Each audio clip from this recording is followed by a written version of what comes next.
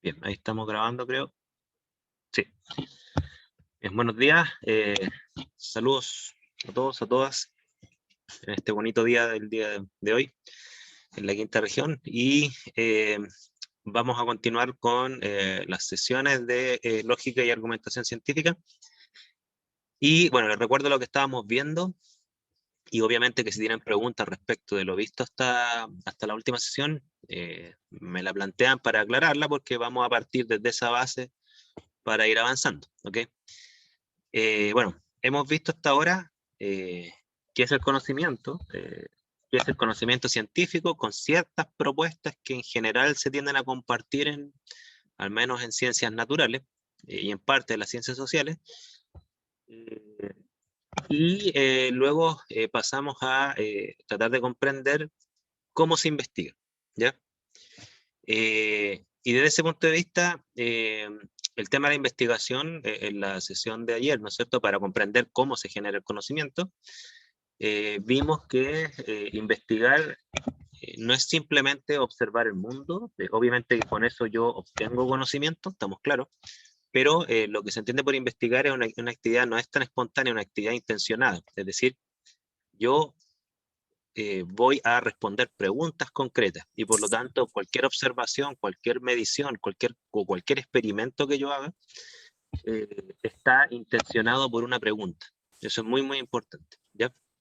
Desde ese punto de vista, nosotros vimos en la sesión de ayer que hay tres tipos de preguntas o tres tipos de investigaciones y ahí están graficadas en este esquema, ¿no es cierto? Por un lado están las investigaciones que son más descriptivas, que son las investigaciones cuyos problemas o preguntas se responden con datos. Por ejemplo, si yo me hago la pregunta en este curso y lo investigo a ustedes, ¿cuál es el ancho de banda que tienen sus conexiones de Internet? Esa es una pregunta, ¿no es cierto? Es una pregunta descriptiva. Yo la respondo con datos. No estoy diciendo cómo voy a obtener esos datos. Eso ya es más metodológico, ¿ya? Quizás puedo meterme, soy un hacker y evalúo las conexiones que tienen ustedes ahora mismo y ustedes no se dan cuenta, ¿ya? Pero el hecho es que se responde con datos. Ese es un tipo de pregunta que busca describir mi sistema de estudio, no busca una explicación. Yo solamente quiero saber cuál es su ancho de banda. No quiero comprender todavía cómo funcionan ustedes o cómo son o cuáles son sus hábitos, no sé. Esas son preguntas más profundas, ¿ya? Preguntas de ese tipo vimos varias en la sesión pasada, ¿no es cierto? Lo graficamos con el ejemplo cuando uno está recién conociendo a alguien y ustedes le preguntan qué edad tienes, dónde vives, ¿no es cierto? ¿Qué equipo de fútbol te gusta? Cosas por el estilo. Esas son preguntas que son descriptivas. En el caso, claro, cuando uno conoce a una persona, claro, la persona misma te le aporta el dato, ¿cierto? Pero cuando uno, por ejemplo, sale a explorar un sector del mundo que uno no conoce, por ejemplo, ustedes primera vez que van a la nieve, ¿no es cierto? Ustedes empiezan a ver, además de lo que le entregan sus sentidos, bueno, ustedes empiezan después a hacerse preguntas más concretas, o sea, ¿habrán animales acá? ¿Qué come la gente de acá? ¿Cómo se protege del frío? Bueno, esas son preguntas que son descriptivas, ¿ya? El otro tipo de preguntas son las preguntas que son más del tipo explicativas, ¿ya? Y aquí voy a saltar un poco, ¿no es cierto? Eh, Preguntas que son más del tipo explicativas. Por ejemplo, yo veo un sistema de estudio, ya tengo datos, yo les grafiqué el caso de las moscas, que es una pregunta que hasta el día de hoy me persigue. Yo veo que las moscas se dispersan, o sea, vuelan en torno al mismo lugar y se dispersan y vuelven a volar en torno al mismo lugar, y yo me pregunto cuál es la causa de ese comportamiento. ¿Por qué o cuál es la causa de que las moscas vuelen en torno a un mismo lugar, ¿cierto? Ya. Esa pregunta no es descriptiva. Eso apela, ¿no es cierto?, a un comportamiento que yo no veo, la causa del comportamiento que yo no veo, la causa no la veo, y por lo tanto tengo que conjeturar cuál es la posible causa. Y dentro de las posibles causas que se me pasan por la mente, porque uno también es limitado, a lo mejor me falta imaginación, a mí se me ocurren tres, y a lo mejor las tres son falsas, ¿ya? Una, que vuelan en torno al mismo lugar por un tema de temperatura. O sea, hay una zona del espacio en donde la temperatura les apta biológicamente y por eso vuelan en torno solo a ese mismo lugar. Esa sería una hipótesis, ¿no es cierto? ¿Por qué es hipótesis? Fíjense, y aquí vamos a introducir el concepto de hipótesis, aunque ya lo hemos visto en clases pasadas, es porque es una afirmación referida al mundo, pero a un ámbito del mundo que yo no veo, y por lo tanto tengo que conjeturar su existencia, ¿ya? Entonces, bueno, vuelan en todo el mismo lugar. Esa es una hipótesis. Ciertamente que para demostrar si esa hipótesis es cierta o falsa, yo tengo que hacer algunas observaciones, tengo que buscar evidencias. Fíjese lo que voy a utilizar, evidencia. ¿Qué sería una evidencia? Una evidencia sería un dato, una observación, una medición, un experimento, un dato, pero que su función no es describir el mundo, su función es poner a prueba una conjetura, que es distinto. Por ejemplo, en lo que discutíamos con ustedes en la clase pasada, ¿no es cierto? Si ustedes hacen la pregunta, ¿cuáles son las intenciones de esta persona? Y su hipótesis es, esta persona se quiere aprovechar de mí, ¿no es cierto? ¿Cómo yo pongo a prueba esa hipótesis? No sé si se acuerdan lo que discutimos en la clase pasada. ¿Cómo yo pongo a prueba? Porque no saco nada con preguntarle a la persona, ¿tú te quieres aprovechar de mí? Obviamente que esa persona va a decir, no, ¿cómo se te ocurre? ¿Cómo yo pongo a prueba esa hipótesis? ¿Qué harían ustedes? Miramos las acciones que tienen. Miren las acciones, pero miren, y seamos lo más preciso posible. ¿Qué acciones? En concreto. Porque no cualquier acción, fíjense, no cualquier acción es evidencia a favor o en contra de que esa persona se quiera aprovechar de usted. Por ejemplo, si estornuda, no tiene relación con las intenciones, ¿se fijan? ¿Qué acción? ¿Qué se les pasa por la cabeza? Pues resulta de acción asociada a la conducta que nos presenta hacia nosotros. Claro, tiene que estar asociada a una conducta, no sé si decirlo, delictiva o deshonesta. ¿Pero cuál? ¿Cuál? O sea, si usted diría, mira, si esta persona fuese deshonesta, yo debiera observar lo siguiente. O si esta persona se quiere ¿Las aprovechar de mí. expresiones faciales? ¿Perdón? ¿Las expresiones faciales? Las expresiones faciales. Y de cierto tipo, se fijan, no cualquier expresión facial, ¿no es cierto? Uno diría, por ejemplo, esta persona, su rostro refleja que siempre está concentrada, está como muy concentrada y analizando. Se no está relajada. Claramente está pensando algo y eso se nota en su expresión. Tiene un rictus así como serio. A lo mejor no se equivoca, ya no digo que toda evidencia es concluyente, ¿ya? Son evidencias que son indirectas y a veces esas evidencias indirectas nos pasan una mala pasada, ¿ya? Pero uno dirá ya, las expresiones faciales, ya, expresiones faciales de una persona que no está relajada. Esa podría ser una evidencia, obviamente muy indirecta, pero algo podría decir, ¿no? De la intención de esta persona, ¿no es cierto? Yo, por ejemplo, yo diría, a ver, si esta persona se quiere aprovechar de mí, al poco tiempo conocerla me pediría plata. Cosa que uno normalmente no hace con una persona que no conoce o que recién está conociendo. Me pediría plata. Y diría, ya, esta persona en realidad, o sea, claramente no entiende los códigos de que por muy necesitado que uno esté de plata, uno le tiene que pedir plata primero a las personas de confianza, no a una persona que vengo conociendo recién, ¿ya? Entonces, claro, si me pide plata, ya se quiere aprovechar de él. Claramente está muy urgido por quitarme plata. ¿Ya? Entonces, ahí viene un tema de cómo yo busco datos, pero datos que no me demuestran directamente mi hipótesis. Normalmente son datos que indirectamente se relacionan con mi hipótesis. Fíjese lo que estoy diciendo. El tema de la evidencia es súper complicado, ¿ya? Son muy pocas las veces que uno tiene una evidencia directa de lo que está conjeturando. No sé si me siguen esa lógica, ¿ya? Miren, esto lo saben muy bien, no sé si ustedes tienen familiares en este campo, la gente que se dedica a investigar crímenes, ¿ok? La policía, los carabineros, no sé, lo que uno quiera, ¿no es cierto? La gente que se dedica a investigar crímenes sabe muy bien que es poco probable encontrar in situ a la persona cometiendo el crimen. Esa sería la evidencia directa, definitiva, y no hay nada que interpretar, ¿ya? Es decir, yo justo voy por la calle y encuentro una persona que está robando una cartera. Esa sería una evidencia indirecta y por lo tanto, ¿no es cierto? Yo podría decir directamente, no es solo una conjetura con evidencia indirecta, sino que yo tengo una foto directamente mostrando que esta persona cometió un crimen. Pero, por ejemplo, supongamos un caso, ustedes llegan a su casa, ¿no es cierto? Y no está algo muy preciado para usted, no está su computador, ¿ya? No está. Entonces uno dice, bueno, no está, lo buscaron por todos lados, conclusión, no está, se lo llevaron. se lo robaron, ¿no es cierto? Y ustedes tienen que empezar a pensar quién pudo haber robado el computador. ¿Ok? Ahora, claramente, ustedes no tienen la filmación, no tienen una foto, no tienen nada directo viendo quién se llevó el computador. Entonces, si ustedes, por ejemplo, supongamos un invento, sospecharan del vecino, ¿ya? Hipótesis, mi vecino lo robó, ¿no es cierto? ¿Cómo podrían buscar evidencia indirecta, ¿no es cierto?, que el vecino les robó el computador? ¿Qué harían? Si es que anteriormente había tenido actitudes como de mirar el computador, Ya, o si había ido a empiezan, su casa anteriormente. empiezan a hacer memoria, ¿no es cierto? Y por ejemplo, supongan que interesante lo que dices tú, ¿no es cierto?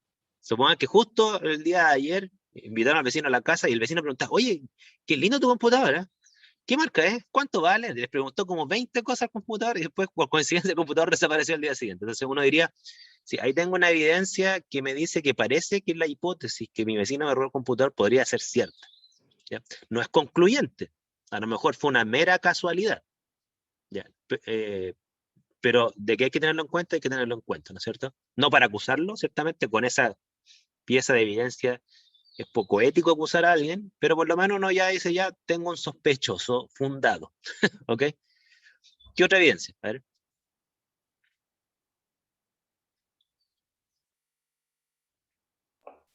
Encontrar el computador en su casa. Esa sería la evidencia directa, ¿no es cierto? O sea, si tú vas y encuentras el computador en la casa, dices, oye, ya, me lo A lo robaste, o mejor el sea, ladrón lo escondió ahí.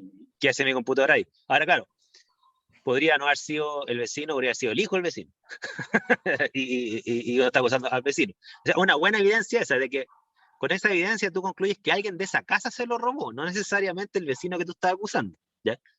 Pero si ya sumas dos evidencias, que el vecino que tú estás acusando fue el que vino a tu casa, no el hijo, el que preguntó 5 veces de tu computador, está el computador en su casa, entonces uno dice ya, con esta evidencia es poco probable que no haya sido mi vecino. O sea, echarle la culpa al hijo que no vino el día de ayer, no sabía este computador. Ahora, existe la posibilidad de que el vecino le dijo al hijo, oye, el vecino ya tiene un computador, róbaselo tú. También puede ser una opción, ¿ya? Ay, profe, y justo si se reportó que el día anterior hubo un ladrón rondando por las casas. Ah, ya, ahí tienes otra evidencia, ¿no es cierto? Ahí tienes otra evidencia. Ya. Alguien reportó que había alguien dando vuelta, ¿no es cierto? Aquí Javiera dice que el vecino ya no se aparezca cerca, o sea, el vecino que antes era súper amistoso con ustedes, justo después del día del robo, dejó de ir, no los saluda, ¿no es cierto? Ya se van sumando. Joaquín. O sea, bueno, lo que estaba mencionando como anterior, la actitud del vecino después del robo, por si puede ser, por ejemplo, si le empieza a preguntar, puede empezar a ser evasivo. ¿Se fijan? Esa otra evidencia que se van sumando, ¿se fijan? Si todas esas evidencias se van sumando, uno, ¿qué es lo que dice en ciencia? Oye, ¿sabes qué? Mira, si bien es cierto, no tengo la evidencia directa, pero son demasiadas las evidencias indirectas que están coincidiendo con la hipótesis de que esta persona me robó. Yo, por ejemplo, ¿qué haría además? Buscaría sus antecedentes penales. Y si tiene un historial de robos previas y juzgadas, uno diría, oye, ya, pues, o sea, es probablemente ladrón en el pasado. Preguntó 1000 veces por mi computador. Está el computador en su casa, no me saludó después. Entonces ya uno dice, pucha, por mucho que no tenga la evidencia indirecta, la suma de evidencias indirectas no puedo evadir la conclusión que fue el vecino. ¿Se fijan? Así más o menos trabaja la ciencia, es muy importante eso. La ciencia rara vez encuentra una evidencia directa de las conjeturas que se hacen. A veces pasa, sí, pero no, la mayoría de las veces no pasa.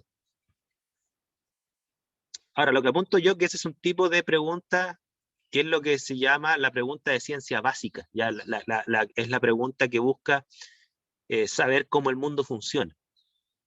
¿Ok? ¿Se entiende por ahí, no? Sí,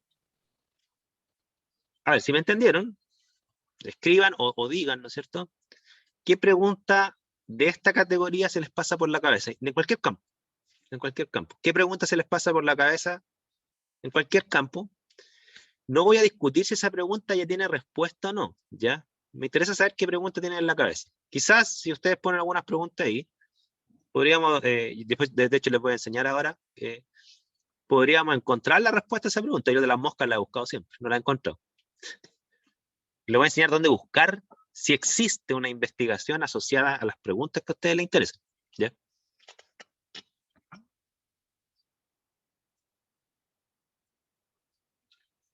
Piensen y escriban o digan.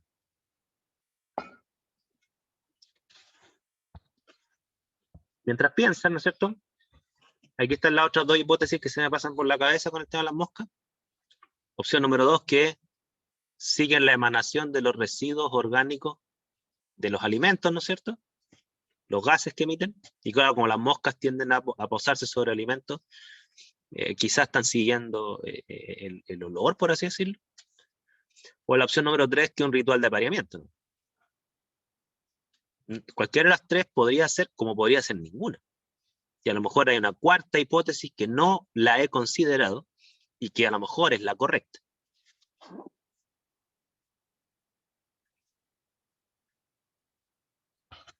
¿Se les pasa una pregunta por la cabeza? ¿No? Estas son preguntas difíciles de hacer, ¿eh? A uno le tiene que interesar mucho un tema para hacerse preguntas de este nivel. Cuando era chico yo me interesaba mucho estos temas. Como yo les decía, yo cazaba insectos. ¿Ya? Entonces el tema de los insectos lo tenía por todos lados.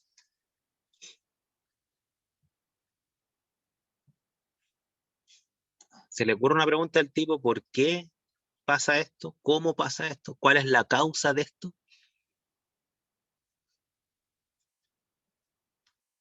¿Por qué los gatos se frotan con los humanos? Ya, esa es una pregunta interesante. ¿Por qué los gatos se frotan con los humanos? Estoy absolutamente de acuerdo que es una pregunta de este nivel. Busca una explicación a un fenómeno, ¿no es cierto? ¿Qué hipótesis se les pasaría a ustedes por la cabeza ante la pregunta que hace Javier? ¿Por qué los gatos se frotan con los humanos?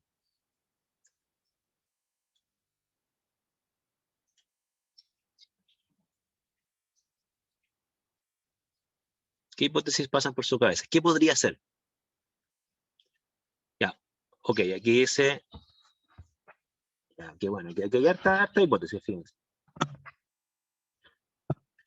Ya, una para saludar, o sea, en el fondo uno parte de la conjetura, ¿no es cierto?, que los gatos saludan y que esa es su forma de hacerlo, ¿ok?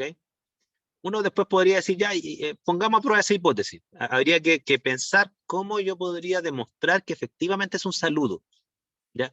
Pero eso es una hipótesis, estamos claros.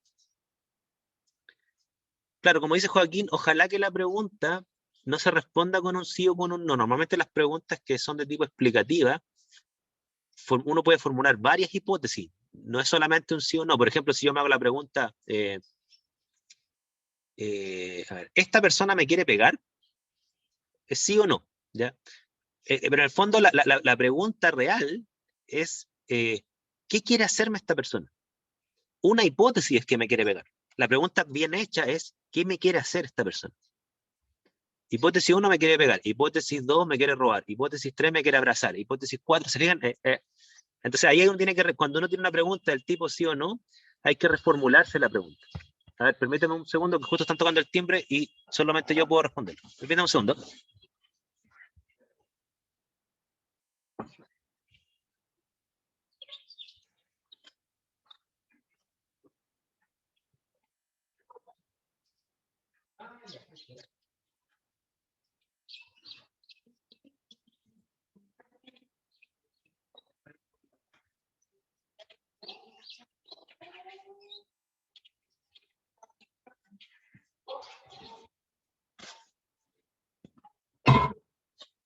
Ya, ahora sí.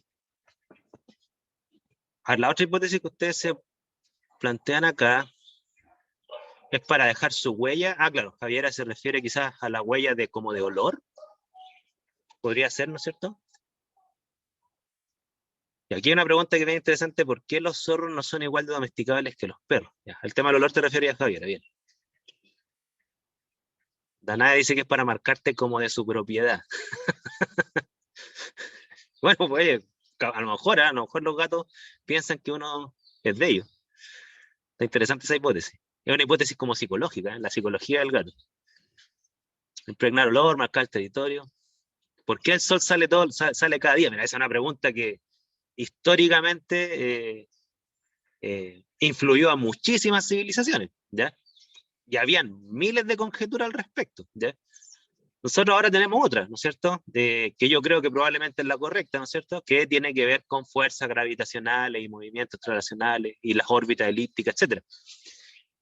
Tiene que ver con la rotación de la Tierra, la geometría de la Tierra y todo este tema, ¿no es cierto? Pero antiguamente, por ejemplo, se creía que el Sol era un dios y que salía en función de que nosotros le ofrecíamos sacrificios.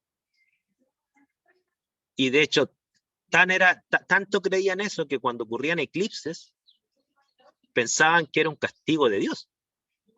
Que en el fondo no habíamos sido suficientemente, no sé cómo decirlo, suficientemente sumisos o no le habíamos dado suficiente sacrificio al sol para que salga, ¿no es cierto? De hecho, habían culturas que eran bien crueles, o sea, a veces asesinaban a una persona como sacrificio para que el sol salga. ¿Okay? Tiene hipótesis que el gato se frota con nosotros porque quiere algo, una forma de decir quiero algo, quiero comida. ¿Por qué el vidrio se rompe al cambiar abruptamente de temperatura? Esa es una pregunta, se fijan, que también busca una explicación. Quizás los físicos ya tienen respuesta para eso, ya yo no soy de esa área, pero me imagino que hay una respuesta física para eso. ¿Ya? Súper bien, esas son buenas preguntas. Miren, les voy a mostrar, a ver, voy a improvisar una cosa. Les voy a mostrar un estudio súper interesante, a mi juicio, que se parece mucho a algunas preguntas que hicieron ustedes.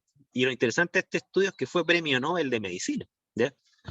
Denme un segundo. Estoy improvisando, ¿eh? No tenía en mi cabeza presentarlos, pero como hicieron unas preguntas bien interesantes ustedes, les voy a mostrar que ustedes hicieron preguntas de súper buen nivel. ¿Ya? Y muchas veces uno habla de los premios Nobel como que es una cosa súper sofisticada, que jamás llegaría a algo como eso. A veces una muy buena pregunta lleva a una investigación que es excelente no por lo sofisticado de los experimentos, es por lo impresionante de la respuesta y que nadie se lo había formulado antes. Miren, demos un segundo, para no generar tanta expectativa.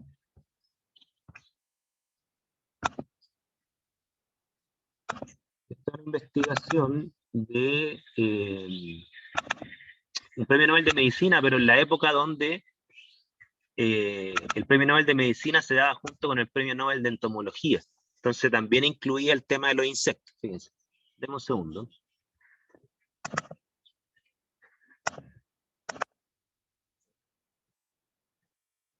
Aquí está.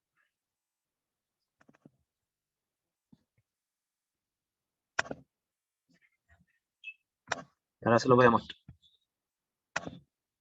5 segundos. Está en inglés, lamentablemente, pero tiene una figura bien bonita y bien interesante. Decodificando el lenguaje de las abejas. Carl von Fritsch, Premio Nobel de Medicina. Por este estudio. ¿Ok? Ya, fíjense, como está el tema del inglés, voy a irme directamente a la idea que está detrás. Miren, este estudio es bien bonito porque este investigador se para en una época en donde se creía que los insectos no veían en color. ¿Ok? Y probablemente para la mayoría de los casos puede que sea cierto, ¿ya? No veían colores.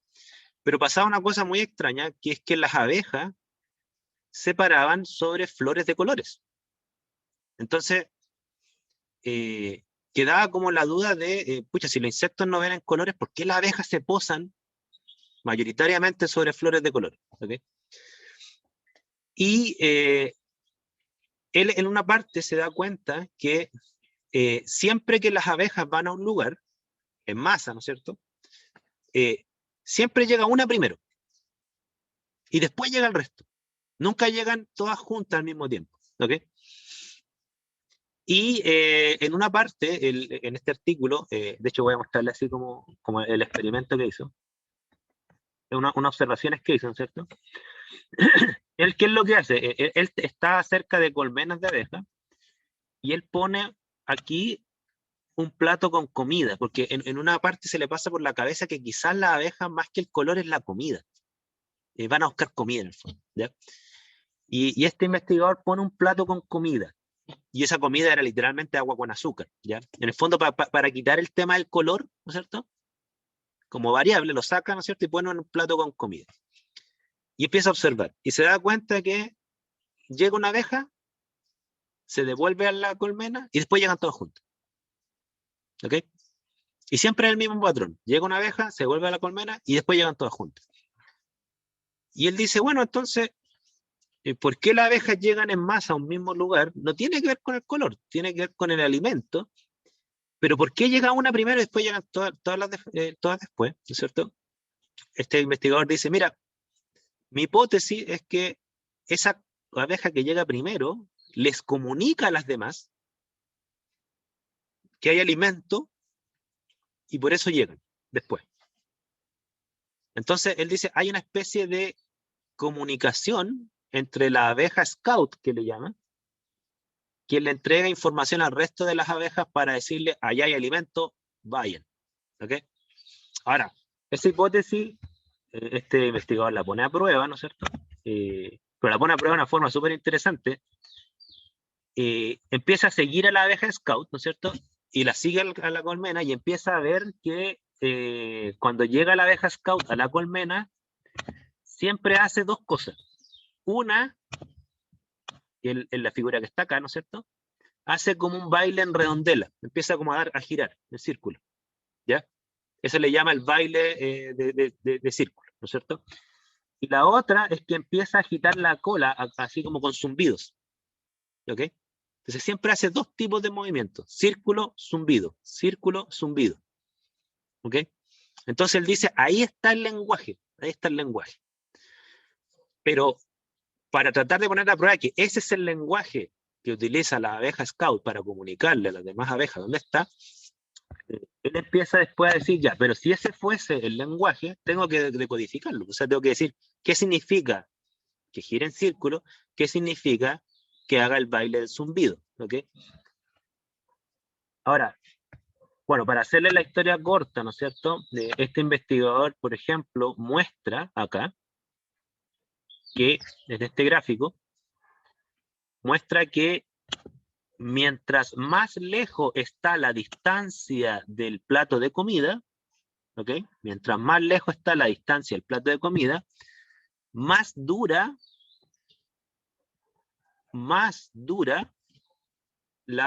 el baile del zumbido de cola.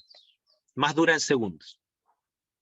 ¿Ok? Entonces él dice, la duración del baile del zumbido de cola le dice a las demás abejas dónde está la comida en términos de la distancia.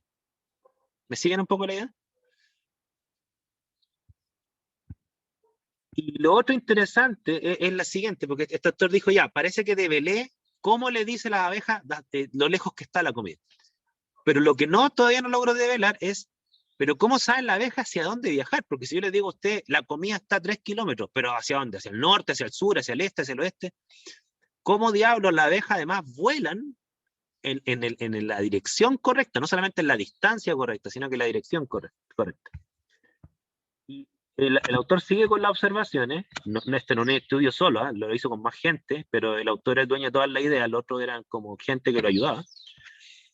El autor se da cuenta de lo siguiente, que el ángulo, fíjense, aquí no sé si los que les gusta la geometría a lo mejor lo van a entender bien rápido, es que hay un ángulo, ¿no es cierto?, que se forma acá entre el plato de comida, ¿no es cierto?, y la posición respecto del sol. Eso forma un ángulo, ¿ok? Y el ángulo con el cual hace el baile de la cola la abeja refleja exactamente el ángulo respecto del sol. De hecho, el autor pone a veces, puso el plato de comida en varios ángulos, ¿ok? Y el baile del zumbido cambiaba en función de ese ángulo. Entonces, el ángulo del baile de la cola respecto del sol les dice hacia dónde viajar, y la duración del baile les dice cuánto tienen que viajar. ¿Ok? Eso, premio Nobel. ¿Lo encuentran algo así como muy inalcanzable esto?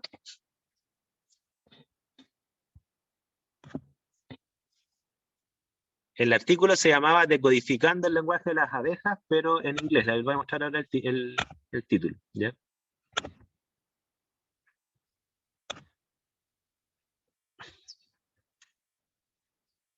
Este artículo, el título, disculpe. Decodificando el lenguaje de las abejas. Carl von Fritsch. ¿Ya?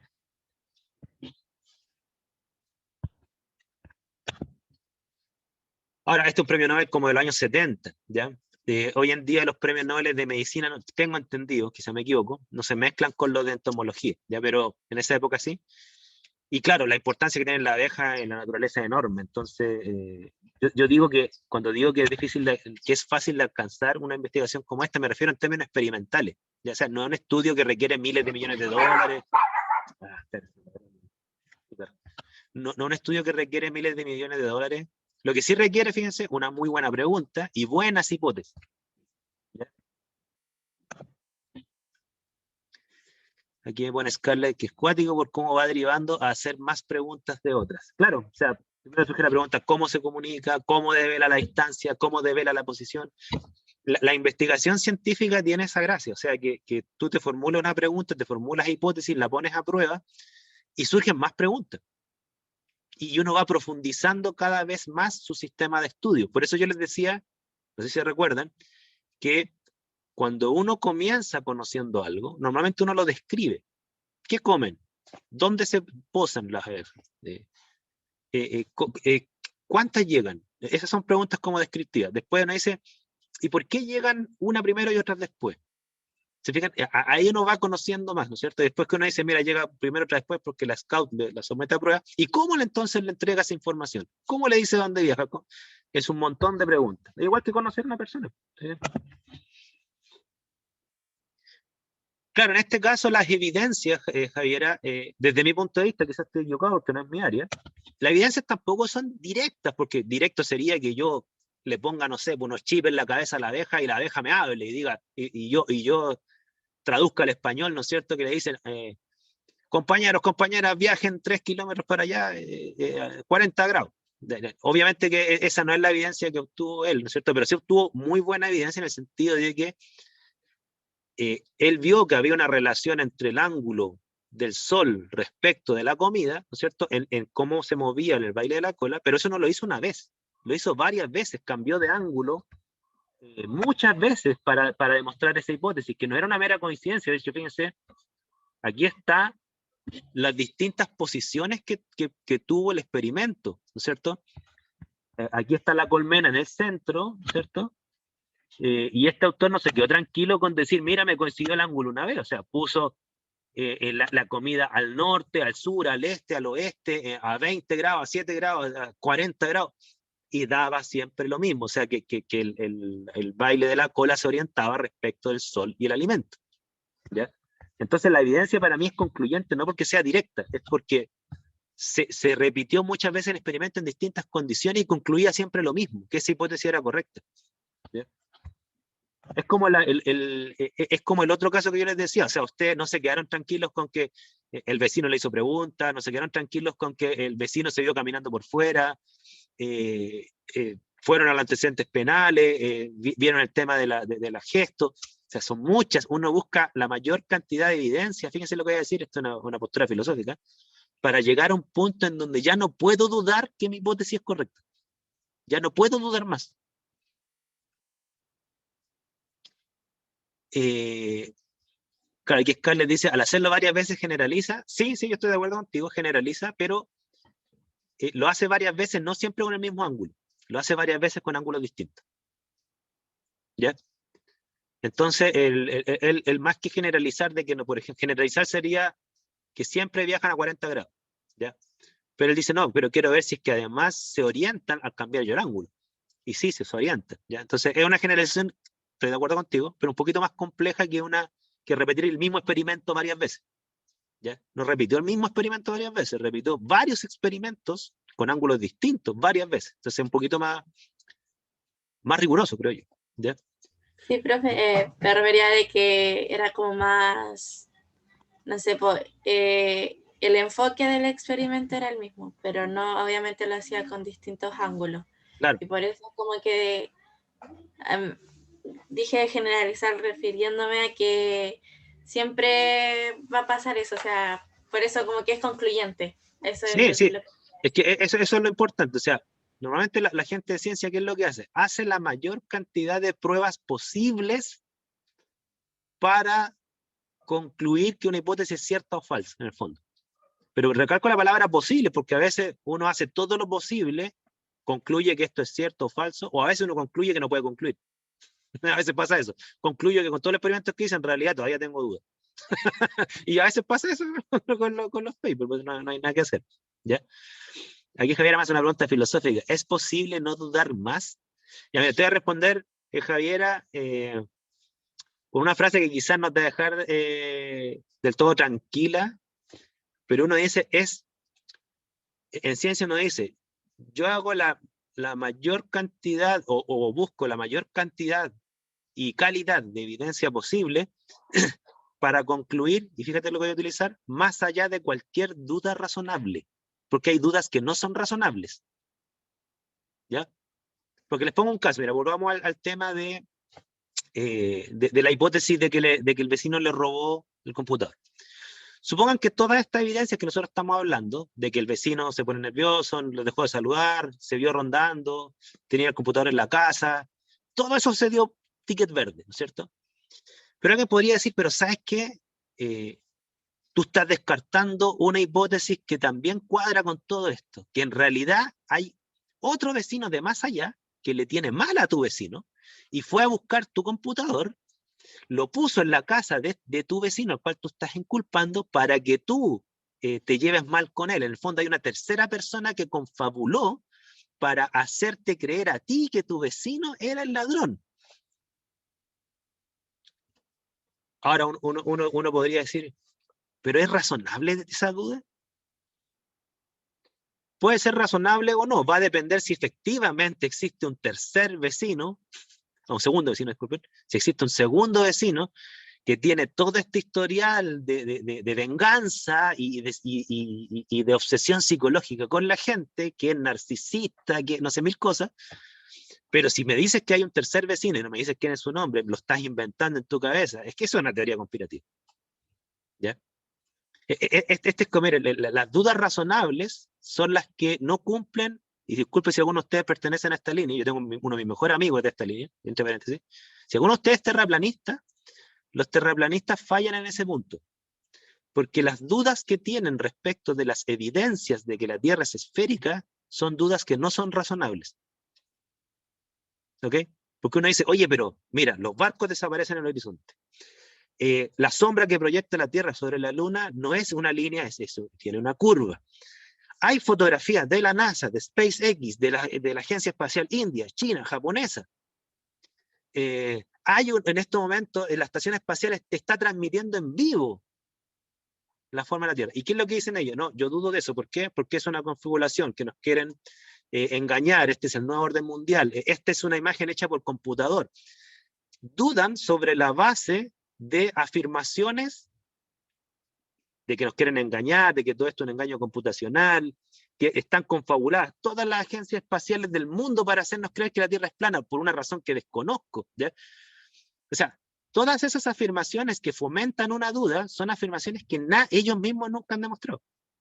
¿Se fijan? Entonces, claro, no son dudas razonables. ¿Qué es una duda razonable? Que existe una variable demostrada que lógicamente podría hacer que tus evidencias se interpreten de otra forma, pero son variables demostradas. No pueden estar solo en tu imaginación, porque la imaginación da para cualquier cosa. ¿Me siguen un poco la idea? Yo le digo, uno de mis mejores amigos es terraplanista, y lo más difícil para mí es que él es terraplanista y él profesionalmente es ingeniero geomensor. O sea, él sabe mucho de este tema, de hacer mediciones. Entonces, claro, de un punto de vista técnico, obviamente que yo no tengo argumentos para debatirle a él. ¿Ya? Él sabe muy bien cómo hacer mediciones y él me muestra unas mediciones, me dice, mira, yo hice una medición, una triangulando con una máquina que yo no sé cómo funciona y me da que es plana. ¿Ya? Claro, ahí yo les voy a mostrar cuál es el contraargumento a ese. El contraargumento que yo no lo puedo hacer porque no pertenezco a esa especialidad, pero es una visión un poquito más general de la ciencia que les voy a mostrar ahora. O sea, en el fondo, cómo uno puede cómo uno puede ponderar un posible experimento mal hecho. Porque yo creo que mi amigo, que le creo porque no me va a estar engañando a mí, ¿no es cierto?, que él hace una medición y él concluye de forma honesta que la Tierra es plana en base a las mediciones. Pero yo tengo la sospecha que él la medición la hace mal, pero tengo una sospecha que no la puedo presentar porque no tengo argumentos para rebatirle. ¿Ya? Pero ¿quién tiene argumentos para rebatirle? Los mismos especialistas usuarios. ¿Ok? Y ahí es donde falla, mi amigo. ¿Ya? Los mismos especialistas usuarios le critican el experimento.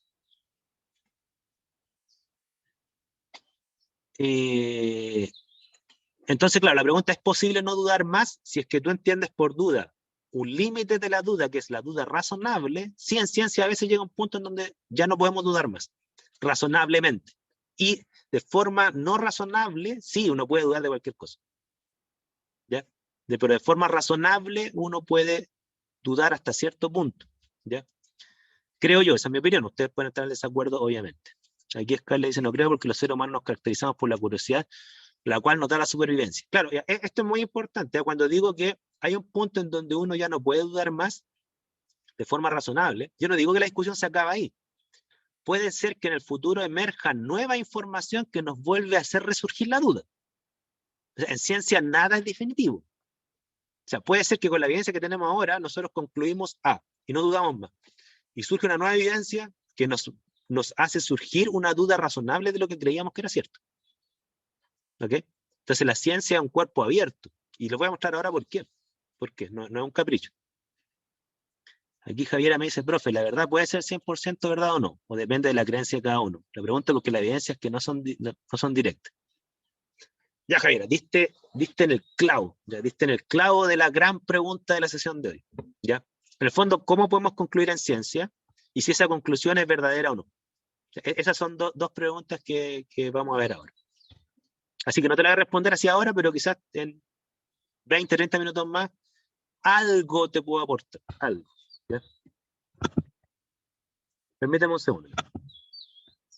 Para responder a las preguntas como las que formula Javiera, ¿no es cierto?, hay que entender una cosa, ¿sí?, que es cómo socialmente la comunidad científica concluye. ¿Ok? Y les voy a mostrar un área de la ciencia que se llama comunicación científica, que no la confundan con divulgación científica. ¿Ya? La comunicación científica es algo que se da exclusivamente dentro de una comunidad de científicos, de un área determinada. ¿Ya? Es como los científicos comparten sus hallazgos dentro de la propia comunidad para intentar concluir cosas. ¿Ok? La divulgación es un área, es una especialidad del periodismo, que es que cuando lleva estas conclusiones al público general. Yo no me estoy refiriendo a lo segundo, me estoy refiriendo a lo primero. ¿Ya? Entonces, es muy importante que ustedes sepan que cuando uno hace una investigación, pasa lo siguiente, miren. Yo investigo el mundo, ¿ok? A distintos niveles, a nivel descriptivo, a nivel explicativo, ¿no es cierto? Yo investigo el mundo, genero conocimiento, ¿ok? Del mundo. Y, por lo tanto, yo abordo problemas de distintos niveles. Ustedes se dieron cuenta de forma bien interesante, ¿no es cierto?, que uno hace una pregunta tras otra, las trata de responder, son varias preguntas que uno se va haciendo en torno a un tema. Pero a la hora de investigar, ¿no es cierto?, uno, ¿qué es lo que hace? Bueno, yo busco evidencia. Yo así, supongan que yo tengo, bueno, de hecho lo tengo, yo tengo un laboratorio, ¿no es cierto? Entonces voy, tomo muestras, tengo mis preguntas, mis hipótesis, hago las mediciones, las observaciones, busco evidencia. Y yo a nivel interno, con mi equipo de trabajo, ¿no es cierto?, yo digo: ya, hicimos lo mejor que pudimos. Publiquemos nuestro hallazgo. Porque creo que con los medios que disponemos, podemos hacer un aporte interesante, porque creo que hay alguna conclusión aquí. ¿Ya? Ahora, eso que yo a nivel individual puedo estar absolutamente convencido que tengo algún hallazgo, aunque sea tibio, pero un hallazgo que comunicar, no acaba con mi deseo. O sea, ¿qué es lo que tengo que hacer yo? Yo tengo que publicarlo. Y ahí viene la comunicación científica. Tengo que transformar mi investigación de público conocimiento a todos mis colegas. ¿Y cómo se hace eso? Hoy en día se hace de una forma más o menos rudimentaria, no la han actualizado, pero literalmente uno escribe un resumen en Word, ¿no es cierto? donde ahí están las preguntas, las hipótesis, las evidencias, cómo hicimos los experimentos, sale todo eso, ¿no es cierto? Y ese Word yo tengo que mandarlo a una revista especializada. ¿Qué es una revista especializada? Es una revista que recibe los manuscritos de investigaciones y evalúa si es que hay algún mérito en ellos para comunicarlo a la comunidad, ¿ya? Las revistas normalmente tienen un editor, una editora, ¿no es cierto? Y el editor o editora recibe estos manuscritos y, por ejemplo, hace un primer filtro. Les pongo un caso, ya. Supongan que yo soy investigador de pájaros, ¿no es cierto? Entonces tengo aquí un trabajo, ¿no es cierto? Obviamente es un título inventado, ¿no es cierto? Ya, desarrollo embrionario de pájaros asesinos de Quilpué. O sea, yo investigué a los pájaros asesinos de Quilpué, tengo algún hallazgo importante que comunicar a la comunidad, tengo preguntas, tengo hipótesis, tengo datos que podrían interesar a la comunidad, creo que he generado conocimiento, ¿no es cierto? Lo mando a la revista. Obviamente que tengo que mandar a una revista especialista en estudio de pájaros, ¿ya? No lo voy a mandar a una revista astrofísica porque me van a rechazar, ya me van a decir su trabajo no tiene nada que ver con astrofísica, ¿ya? Entonces uno lo manda a una revista que tenga que ver con pájaros. Hay revistas de distintas áreas, cubren casi todas las áreas de conocimiento. Y ahí el editor o editora me va a decir, sí, mira, tu trabajo lo acepto, pero no es que lo acepto para publicarlo, acepto corregírtelo, ¿ya? Acepto que tu trabajo sea evaluado, que no es lo mismo decir, acepto que tu trabajo sea publicado. A veces los editores o editoras dicen, no saben que tu trabajo o no tiene nada que ver con esta revista, o es tan malo que ni siquiera vale la pena evaluarlo, ¿ya? Entonces el primer filtro es la del editor o editora. Supongamos que pasa ese filtro. ¿Qué es lo que hace el editor o editora? Dice, ¿sabes qué? Este trabajo como que podría ser interesante para nuestra área. Ahora lo voy a mandar a que lo evalúen. ¿Pero quién lo evalúa?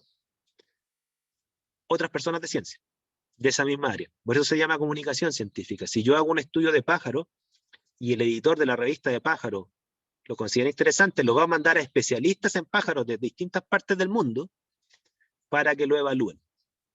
Y aquí viene la evaluación que yo les decía, que en el caso de mi amigo terraplanista, falla, ¿no es cierto?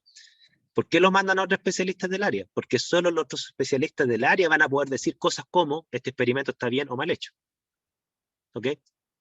Van a poder decir, en realidad con estos datos tú sí puedes concluir o no puedes concluir. Ese es un juicio de expertos. ¿Se fijan? Entonces los especialistas en el área de la cual yo estoy haciendo mi investigación van a evaluar esto. No se lo mandan a todas las especialistas del mundo, no se lo mandan a una pequeña cantidad de personas. Normalmente son entre 3 o 6 personas que se dedican a este tema, ¿no es cierto? Y estas personas van a decir, mano arriba, sí, está bien hecho, publíquenlo, mano abajo, está mal hecho o no pueden concluir nada, rechácenlo, o mano intermedia de decir, ¿saben qué? Lo aceptaríamos siempre que haga estas correcciones, porque en realidad tiene algunos defectos que son importantes de corregir antes de publicarlo. Esas son las opciones, ¿ok? Si pasa este filtro, ahí recién surge, perdón. Ahí recién surge lo que se llama el artículo científico. Lo que le llama la gente un paper. ¿Qué es un artículo paper científico? Es el manuscrito que ya ha sido aceptado en la revista y aparece en un número de la revista. La revista, como toda revista, tiene ciertos números al año, y en esos números en el año están albergados algunas investigaciones que fueron aceptadas ahí. Y ahí sale publicado. ¿Ok? ¿Se entiende la lógica? ¿Está bien? Entonces, por ejemplo, en el caso de mi amigo terraplanista, que él ha hecho experimentos, ¿no es cierto? Y ha hecho mediciones, ¿dónde la ha publicado él? En Facebook, ¿ya? Entonces yo le digo, no, pues si tú tienes un hallazgo importante que decir, ¿no es cierto? Porque según tus mediciones concluyen que la Tierra es plana, preséntalo a una revista de geofísica, tu experimento, para que los demás especialistas, que obviamente no soy yo, ¿no es cierto?, concluyan si realmente hiciste esta medición bien. Porque yo cuando conversaba con él, porque le tengo confianza, ¿no es cierto?, yo le decía, yo creo que tú hiciste la medición mal, y él se pone a la defensiva y me dice, ¿tú estás dudando de mi profesionalismo? Yo le dije, mira, yo no estoy en posición de dudar de tu profesionalismo porque no soy de tu profesión, ¿ok? Pero el pero que tengo yo contigo es que si no lo evalúan otros colegas de tu profesión, yo tengo la legítima duda respecto de si tu experimento está bien hecho o mal hecho. Y como yo no puedo concluir eso, eso lo pueden concluir otros especialistas. Entonces, mientras no lo publiques, tu experimento, en una revista de especialistas, tu hallazgo no vale nada científicamente. Nada. No sé si me explico. ¿Les parece? Primero, ¿lo entienden? Y segundo, ¿les parece? ¿Qué les parece?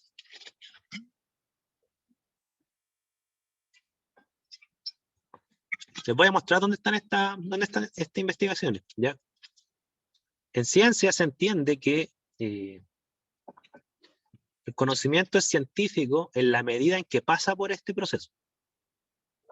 ¿Ok? O sea, no basta con hacer un experimento en ciencia, hay que publicarlo. Hay que publicarlo bajo estos criterios. Tiene que pasar por lo que se llama revisión de pares. Tiene que pasar por un editor de la revista especializada y por pares de esa área para que acepten o rechacen esto. Y ahí uno dice, aquí hay conocimiento. ¿Ok?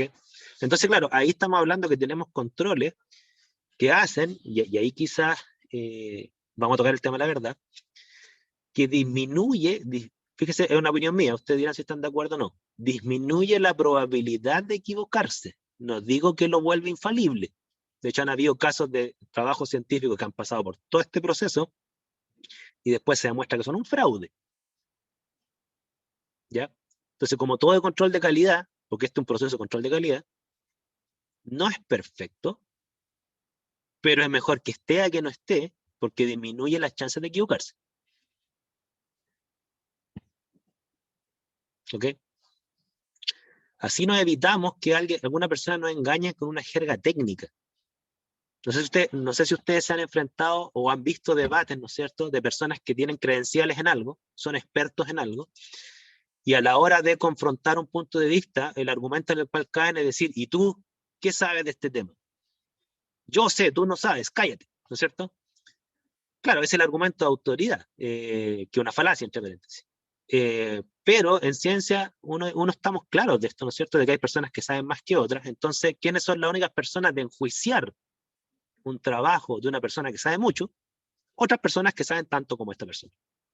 Saben en términos de conocimiento y de la forma de realizar bien una observación, una medición, un experimento. ¿Ok?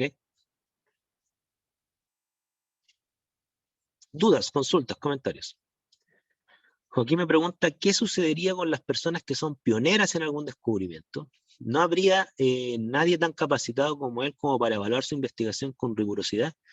Pienso que ahí se podría dificultar un poco el proceso. O sea, tú, Joaquín, tienes razón de que, a ver, entendamos a una persona pionera en el conocimiento como alguien que está proponiendo un campo nuevo por primera vez, ¿no es cierto? Han habido casos en la historia de la ciencia en donde se ha pasado cosas como esas, ¿ya? Y efectivamente a estas personas le ha costado publicar sus trabajos. No le ha sido imposible, le ha costado, ¿ya? Uno de los casos más famosos que hay es de Lynn Margulis, ¿ya? Una investigadora que tengo entendido que todavía está viva, que ella fue la que propuso la teoría endosimbiótica. ¿Cuál es la teoría endosimbiótica? Tengo entendido que es una teoría que explica por qué algunas células tienen mitocondria y otras no. ¿Ok? Y claro, y ella propone como que en el fondo hubo un mecanismo evolutivo en donde una célula sin mitocondria engulló a una bacteria, ¿no es cierto? Y evolutivamente eso le favoreció energéticamente y por lo tanto ese tipo de célula proliferó en el tiempo porque le daba mayor adaptación y la selección natural les favoreció. Esa era como una hipótesis que tenía ella. Fue muy revolucionaria para la época, o sea, que existiera evolutivamente una célula que engulle una bacteria y por lo tanto que una bacteria dentro de una célula en un cuerpo que le es ajeno, como que nadie se tragó mucho eso, decían que la célula tendría que haberse muerto o haberla atacado como una especie de respuesta inmune, no sé si lo digo bien. Y hay una historia que está más o menos documentada que dice que Lynn Margulis le rechazaron más de 10 veces su trabajo en distintas revistas. ¿Ya? Y ahora es la teoría más aceptada en este campo. Algunos dicen que se debe a que fue muy pionera en su época y por eso le costó. Otros lo asocian a un machismo de la ciencia, porque era mujer, ¿no es cierto? En cualquiera de los dos casos, ¿han habido injusticias como esa? Sí. Ahora, lo importante es que hay tantas revistas científicas en el mundo que si a ti te rechazan un trabajo, tú siempre tienes la opción de recurrir a otras revistas. ¿Ya? Así que es difícil que toda la comunidad científica en el mundo te rechace para siempre. ¿ya? Salvo que tu trabajo sea tan malo que el juicio objetivo es que en realidad no vale nada, ¿ya? Gabriela dice, un ejemplo podría ser el estudio de que las vacunas producían autismo que fue rechazada. Ah, ya mira, Gabriela, ese caso, fíjate, ya, ese caso voy a mencionarlo ahora, mira, y te lo voy a responder con lo siguiente. El caso del autismo en las vacunas, fíjate que ese paper fue aceptado. O sea, el tipo que publicó que las vacunas generan autismo, lo publicó en una muy buena revista, ¿ya? Y encontró una especie de correlación entre un pequeño grupo de personas, de niños tengo entendido, y un pequeño grupo de niños que tenía una tasa de autismo elevada. Y había una coincidencia que esas personas habían sido vacunadas, ¿ok? Con un preservante que tenía mercurio, ¿ok? Ahora, ¿qué es lo interesante de ese caso?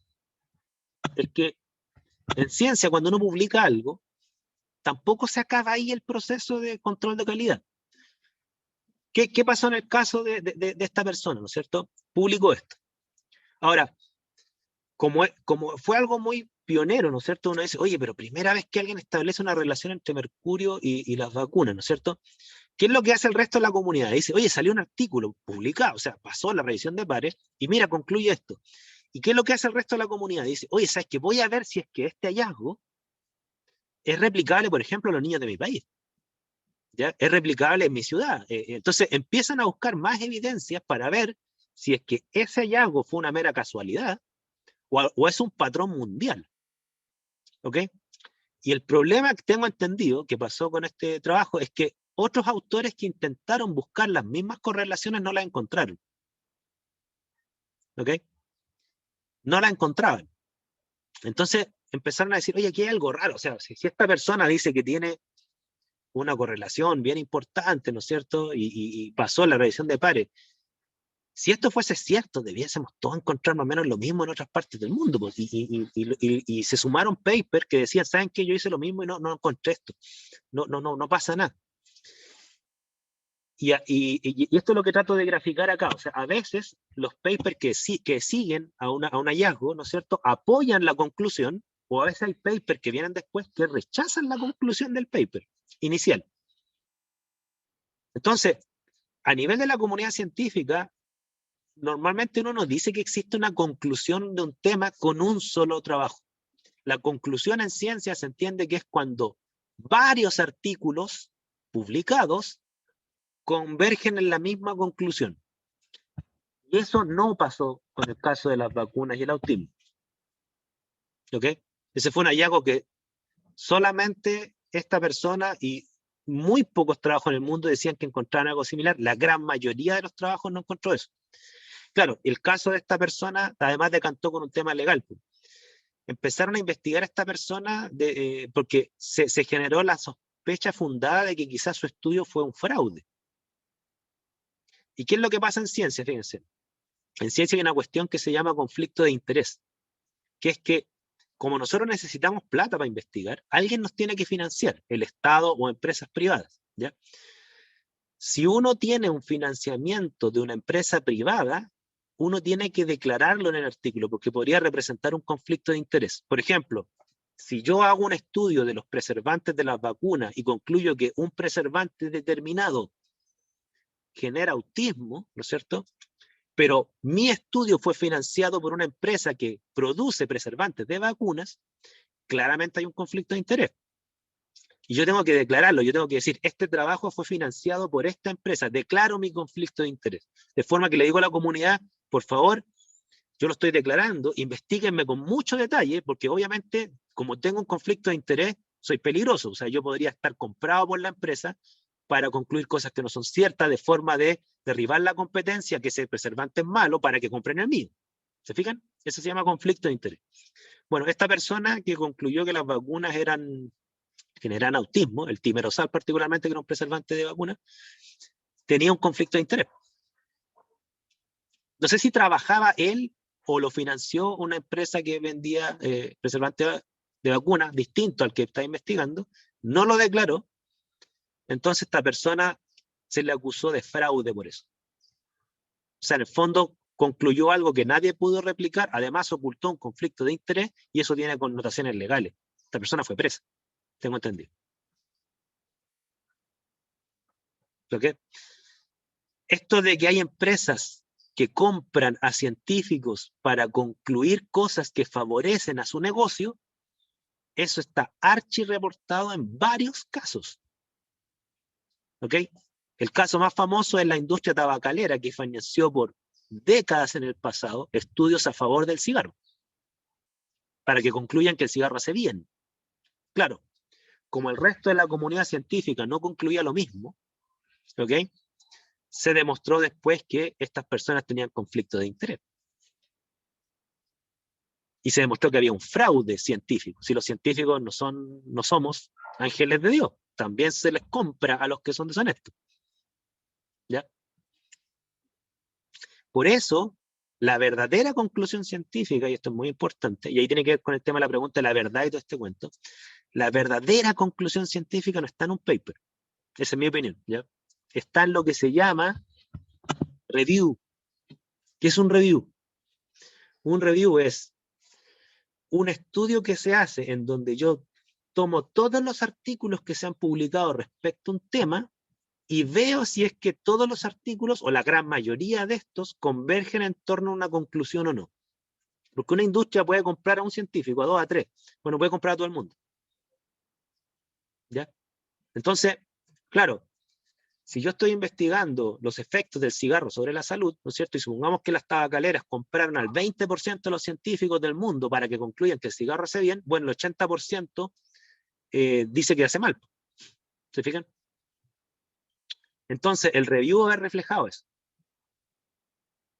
El último caso que salió en la literatura hace como 5 o 6 años atrás fue que una persona hizo un review donde tomó los trabajos que estudiaban los efectos del consumo de azúcar sobre la salud de la gente. Y esta persona, ¿qué es lo que hizo? Una persona muy inteligente, hizo una revisión científica, review, ¿no es cierto?, donde separó los estudios que estaban financiados por las industrias azucareras versus los estudios que no estaban financiados por la industria azucarera. Y comparó si concluían lo mismo. Y demostró que no concluían lo mismo. Los estudios financiados por la industria azucarera concluían que el azúcar no era dañina, y los estudios no financiados por la industria azucarera demostraban no solamente que era dañina, sino que era más dañina que el colesterol, que la grasa saturada y que todo este cuento. Y ahí se demostró, con un review, que la industria azucarera influyó en las conclusiones y que ahora sabemos, desde 2015, que es mucho más dañino una dieta con un alto contenido de azúcar y una alta ingesta calórica que, por ejemplo, comer mucha grasa, mucho huevo, que también hace mal en exceso, pero nunca tanto como el azúcar. ¿Ya? Claro, Joaquín tiene la razón, este es un proceso abierto, o sea, cuando digo que el review, ¿no es cierto?, es lo que se entiende por conclusión científica. Yo no estoy diciendo que el review es infalible, ¿ya? Podría pasar lo que dice Joaquín, ¿no es cierto?, que también la persona que hizo el review cometió un fraude, y a lo mejor en vez de revisar todos los trabajos, revisó solamente los que le interesaban a los que los financiaron. Yo a lo único que apunto con esto, ¿no es cierto?, es hacerles ver que el review es un control de calidad extra. Es menos probable aún que un review se equivoque, menos probable, no digo que es imposible. ¿Ya? De hecho, en literatura hay reviews refutando otros reviews. No sé si me explico. Un review dice, concluye A, y viene otra persona que escribió un review y dice, miren, ¿saben qué? El review anterior concluyó A, pero cometió estos errores. No considero estos trabajos, y si los consideramos, la conclusión cambia. ¿Ok? Por ejemplo, dudas, consultas, comentarios. Voy a ir después a otras cosas. ¿Alguna duda, consulta, comentario? Entonces, desde mi punto de vista, lo que tiene más valor social en cualquier tema es un review. Y yo los voy a capacitar, ¿cierto?, para que busquen reviews de temas, no solo papers aislados por ahí. ¿Ya? Ustedes se van a sorprender que hay reviews en temas impresionantes, ¿ya? Y eso va a depender de qué.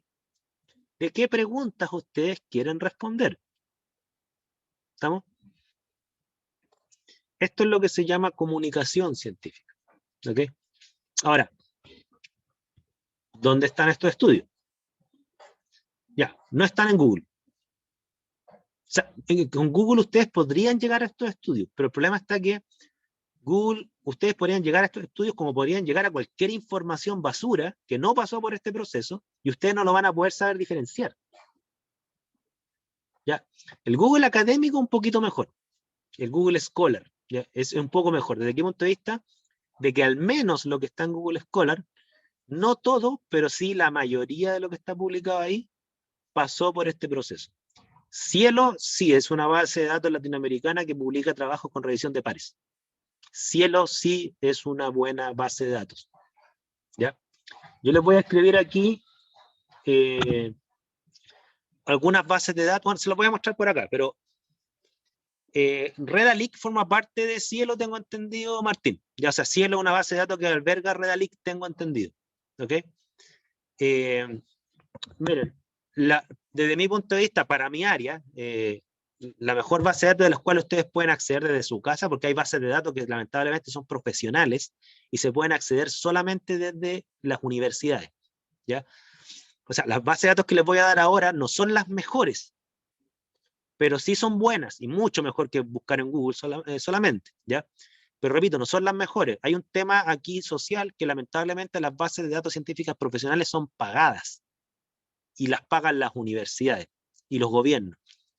Y lamentablemente ustedes no pueden acceder desde su casa a esto. Pero hay otras bases de datos que sí son abiertas. Por ejemplo, sciencedirect.com. ¿Ya? Esa es una base de datos bastante buena. No es la mejor, pero las que son mejores que estas son pagadas, lamentablemente. ¿Ya? Cielo también es una base de datos buena. De hecho, la diferencia entre ScienceDirect y Cielo, muchos trabajos que están en Cielo, que es otra base de datos, también están en ScienceDirect, porque el buscador es más amplio. Pero la gracia que tiene la base de datos Cielo es que la mayoría de los trabajos que están ahí están en español. Los que están en ScienceDirect, casi todos están en inglés. Lamentablemente, más del 90% del conocimiento científico está en inglés. ¿Ok? Entonces, miren, voy a meterme ahora a ScienceDirect. Ustedes, si quieren, se meten a Cielo, como ustedes quieran. Denme un segundo.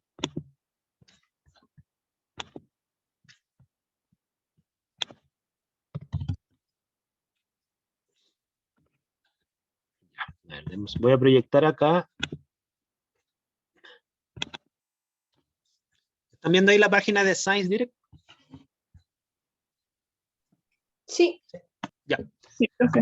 Aquí ustedes tienen más habilidades que yo, ¿no es cierto? Este es un buscador que sigue la lógica de Google, tiene una casilla para palabras clave, aunque uno puede buscar por el nombre de un autor. Si ustedes quieren buscar, por ejemplo, una persona en particular, qué es lo que ha publicado una persona en particular, también lo pueden encontrar, ¿ya? Pero normalmente uno busca palabras clave.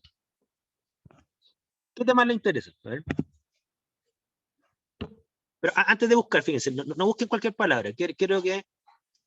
¿Hay alguna pregunta que en su vida a ustedes les interese que quizá encontramos reviews de ese tema? Piénsenlo.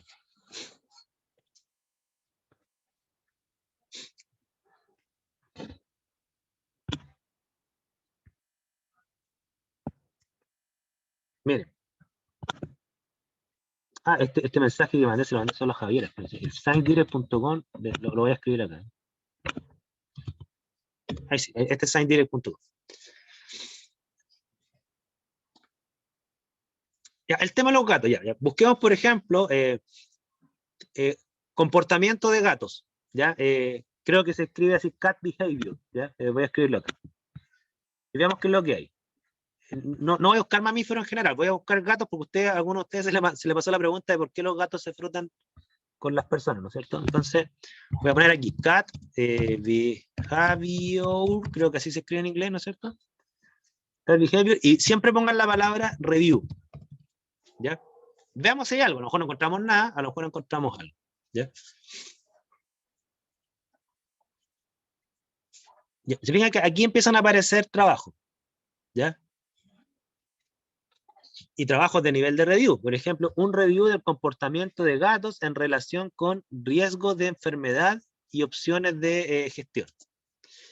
Alimentar gatos para un bienestar óptimo mental y de comportamiento. Fíjense qué interesante, esto es un review. O sea, Mira, marquemos este, me llamó la atención. Yo no tengo gato ahora, pero voy a marcar este. Quiero ver qué es lo que concluye este review, si es que hay alguna conclusión. En el fondo, lo que promete el título es que hay una mejor forma de alimentar a los gatos para su bienestar, incluso mental, ¿ya? Y de comportamiento. A ver, veamos qué es lo que dice.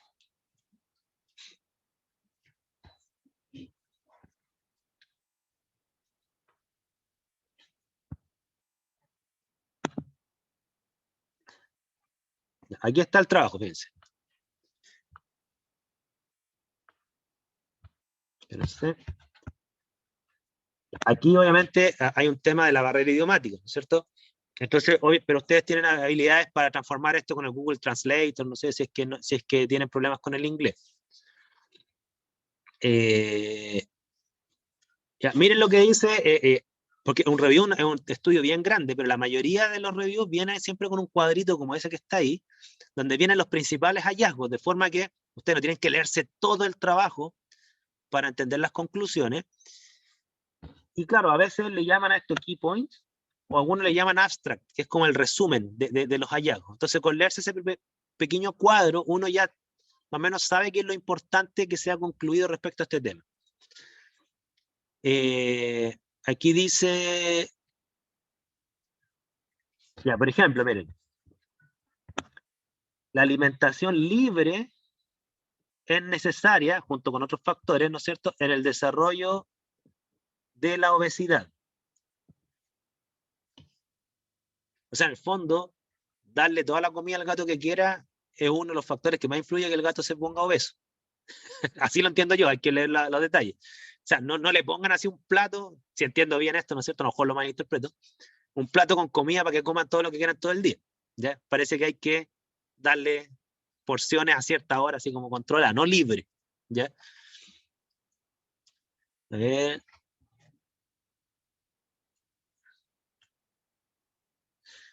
Claro, este es un hallazgo descriptivo. Dicen que los gatos naturalmente comen pequeñas porciones de alimentos por día, pero los gatos en el hogar son típicamente alimentados de forma libre.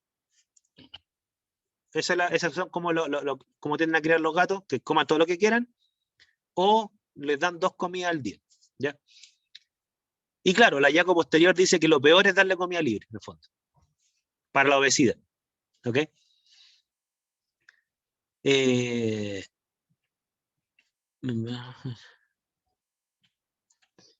Y aquí dice, bueno, este es un punto clave que hay que verlo con detalle en el trabajo. Dice que la dieta y la ingesta de alimentos juegan un rol importante no solamente en la salud, sino que en aspectos mentales y de comportamiento. ¿Ya? O sea, en el fondo lo que muestra la evidencia es que el comportamiento y la salud mental también dependen de la alimentación. No es irrelevante la alimentación en este tema. ¿Ya? Aquí uno tendría que después empezar, obviamente, a leer con detalle, ¿no es cierto?, qué es lo que concluye el trabajo. ¿Ya?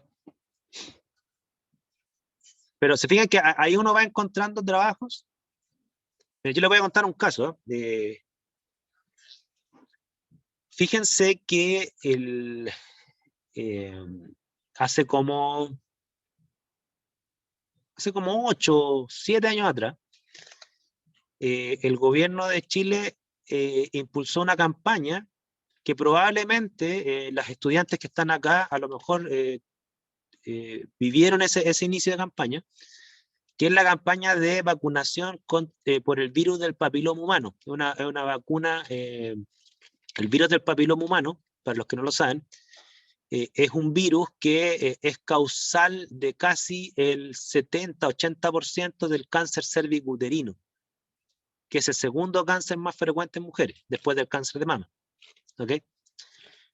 Hubo un premio Nobel que descubrió que gran parte del cáncer cervicuterino, que obviamente se da en mujeres, ¿no es cierto?, que gran parte del cáncer cervicuterino provenía de un contagio con un virus.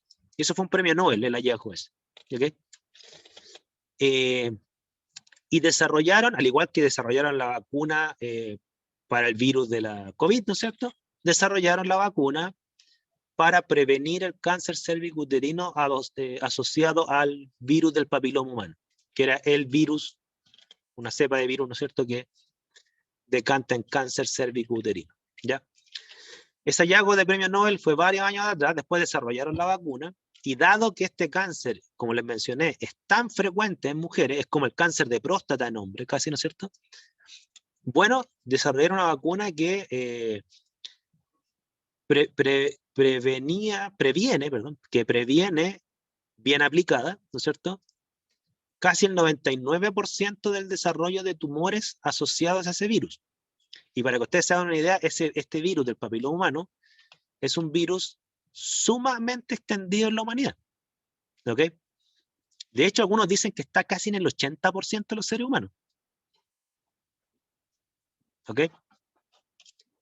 Ahora, ¿por qué era importante esa vacuna? Además porque es frecuente, ¿no es cierto?, el cáncer cérvico-uterino en mujeres, como les mencioné, y ya está demostrado cuál era su causa. Es importante porque la vacuna que se desarrolló se mostraba que era muy eficaz, 99% de eficacia, siempre y cuando se aplique al menos 2 o 3 años antes del inicio de la actividad sexual de las mujeres. O sea, dicho de otra forma, si una mujer ya había iniciado su vida sexual y habían estudios descritos que decían que si una mujer tenía más de una pareja sexual en su vida, la probabilidad que tuviera el virus del papiloma humano ya era casi de un 70%, porque está tan extendido el virus que cuando una persona inicia su actividad sexual, tanto hombres como mujeres, la probabilidad que lo tengan el virus es enorme, pero el cáncer lo desarrollan las mujeres, ¿cierto? Bueno, se demostró por lo tanto que la vacuna tenía que inocularse más o menos entre los 9 y los 10 años, ¿ok?, para asegurar que estuviera varios años antes del inicio de la vida sexual. Bueno, cuento corto, el año 2008, 2009, ¿no es cierto?, por ahí, empezó la campaña de vacunación, ¿ya? Y claro, por coincidencia, yo en mi caso, ¿no es cierto?, mi hija justo estaba en la edad de vacunarse con esa primera campaña de vacunación que salió en Chile. No sé si alguna persona acá vivió esa campaña. Probablemente sí, porque muchos de ustedes tienen la edad de mi hija, ¿ya? Ahora, lo interesante de esto, ¿no es cierto? Lo interesante de esto es que cuando vino esta campaña, bueno, mi hija va a un colegio que es un colegio Montessori, que es como estos colegios medio alternativos, ¿no es cierto?, que tiene una educación no centrada en la PSU y cosas por el estilo. Entonces los papás que van ahí, como que son, quizás voy a decir un estereotipo, discúlpenme el estereotipo, pero no sé cómo explicarlo de otra forma.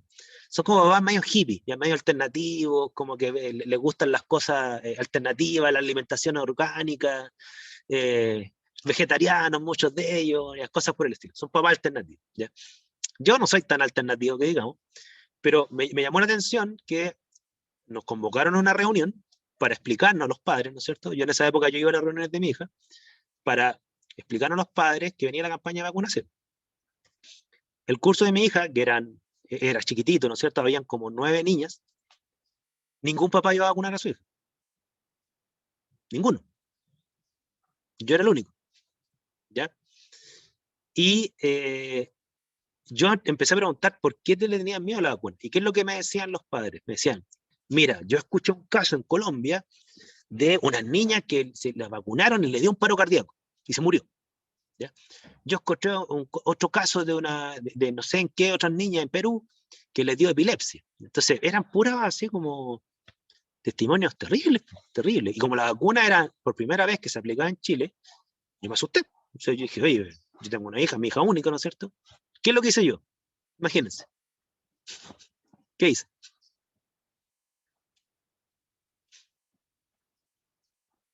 ¿Qué hubieran hecho ustedes?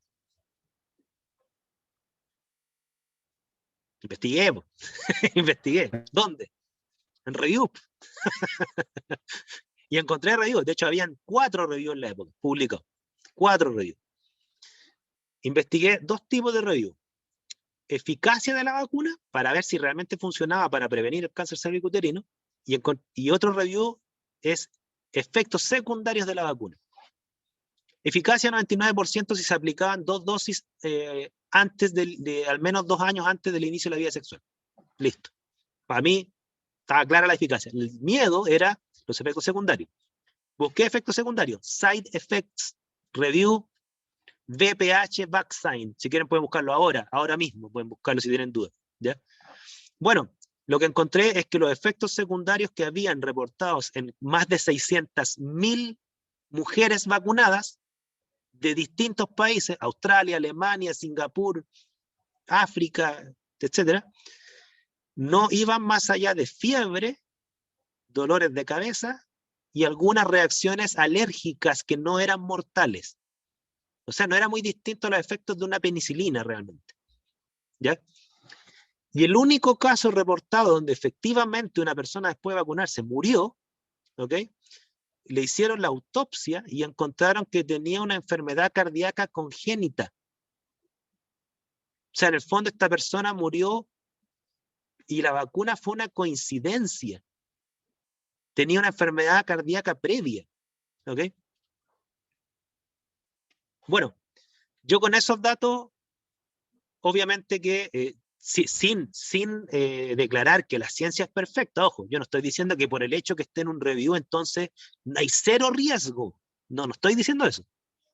Pero lo que sí estoy diciendo es que ante la existencia de 4 o 5 reviews que concluían que todos concluían que la vacuna era efectiva y segura versus el riesgo, y bueno, con el riesgo de que a lo mejor los reviews se equivocaron, supongamos, o que están comprados, ¿no es cierto? Versus el riesgo de, en el caso de mi hija, desarrolle cáncer cervicuterino en su vida adulta, que es muy frecuente en mujeres, este riesgo es mucho más alto que el riesgo de que los reviews estén todos comprados, ¿no es cierto? Y que estén concluyendo algo que no es, o que no hayan considerado algo. Entonces, con mi esposa, ¿no es cierto?, decidimos vacunar a mi hija, y en el curso de mi hija solo convencimos a un apoderado más que vacunara la de ella. Ahora, yo les soy honesto, si existiera una vacuna que... si existiera una vacuna para prevenir el cáncer de próstata, yo estaría haciendo la cola para ponerme esa vacuna. Mi abuelo murió de eso. ¿Ya? Y es un cáncer muy frecuente en hombres y muy letal. Igual que el cáncer cervicuterino en mujeres. Es como que existiera una vacuna para prevenir el cáncer de mama. O sea, el riesgo de la vacuna, desde mi punto de vista, esta es una opinión, ¿ya?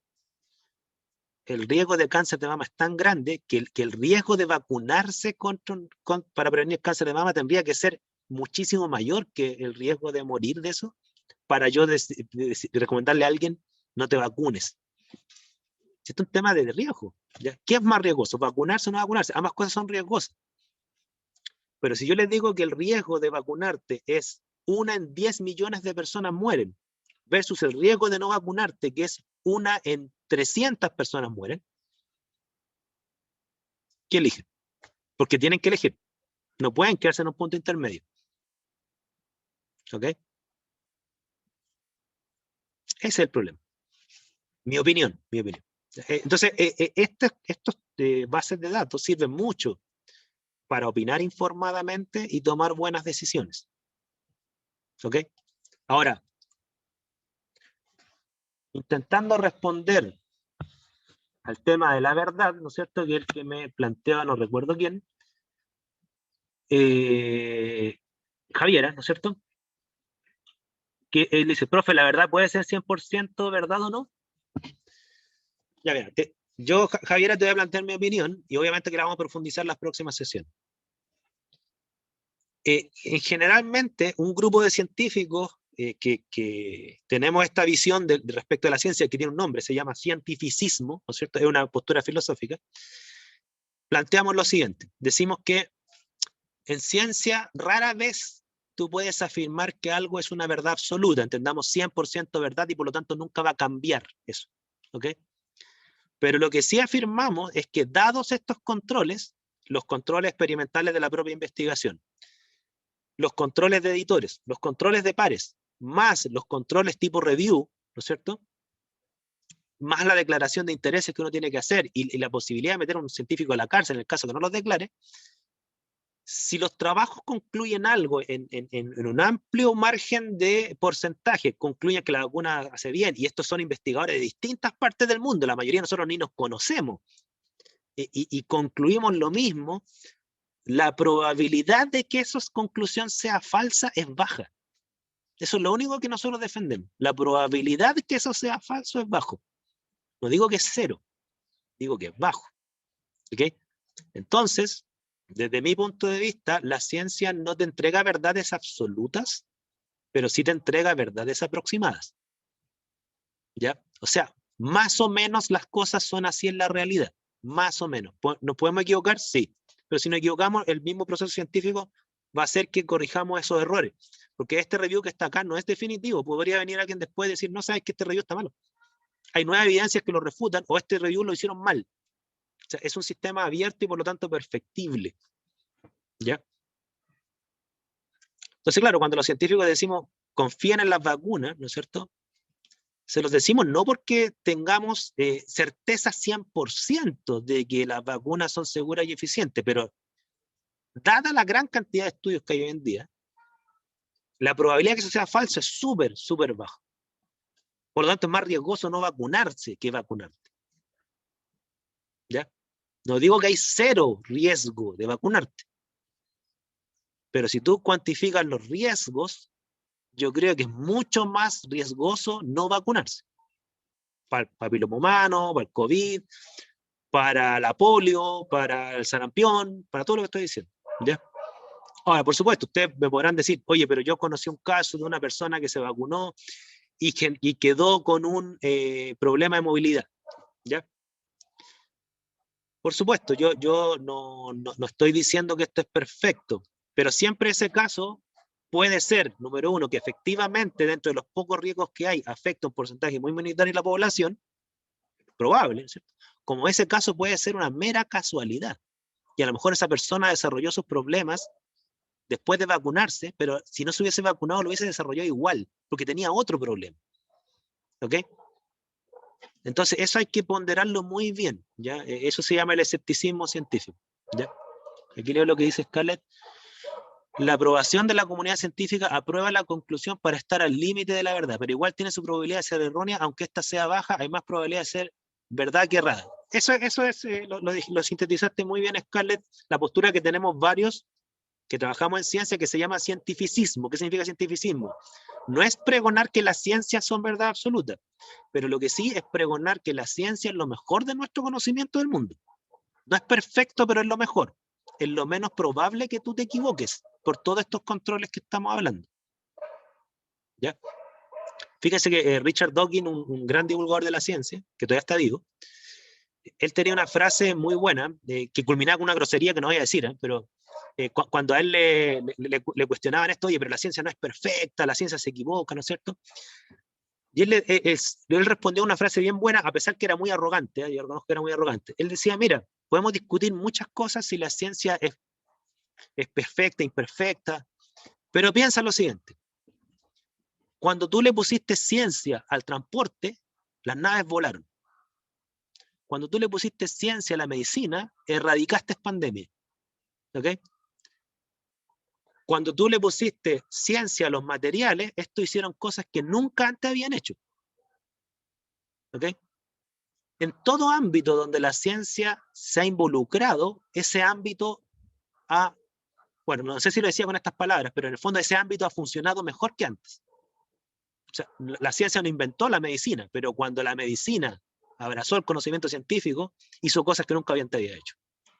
¿Ya? Y eso pasa en todos los ámbitos, transporte, energía, salud, comunicaciones, todo lo que ustedes quieran. Bueno, él termina con la frase, la ciencia, te gusta o no, funciona. No funciona perfecto, pero funciona mejor que todas las otras formas de conocimiento. ¿Ok? Ahora no lo cerró así, él dice, la ciencia funciona y se manda una grosería más o menos contundente, ¿no es cierto? Para cortar la discusión, así como que déjense de molestar, la ciencia funciona. ¿Ya? Pero claro, pero es una postura filosófica. La postura cientificista es una postura filosófica que ustedes obviamente la pueden compartir o no. Hay varias áreas de la humanidad que están en contra del cientificismo, ¿ya? Pero la mayoría de la gente que trabajamos en ciencias naturales, al menos que son las que conozco yo no conozco a ningún científico activo, mis colegas, que no sean cientificistas, ¿ya? Uno les pregunta y uno dice, sí, obviamente que tengo que vacunarme, obviamente que si me dicen que esta agua tiene arsénico, yo no la tomo, pues si la ciencia me dice que el arsénico hace mal, ¿ya? Cosas por el estilo, ¿ya? Obviamente que me lavo las manos antes de comer, pues si yo entiendo que hay bacterias que son patógenos, eso es lo que dice la ciencia, ¿ya? De hecho, hay un chiste que dice, incluso las personas que no creen en la ciencia se lavan las manos antes de comer, que es una recomendación científica. Dudas, consultas, comentarios.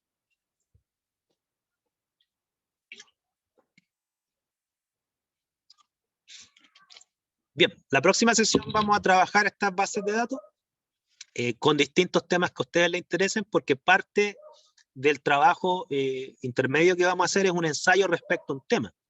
Y ese ensayo tiene que estar iluminado por material que vamos a buscar en estas bases de datos. Ya, en el fondo que ustedes opinen informadamente, pero esa informadamente es con información de calidad. Y entendemos información de calidad, la información científica que pasó por todos estos controles.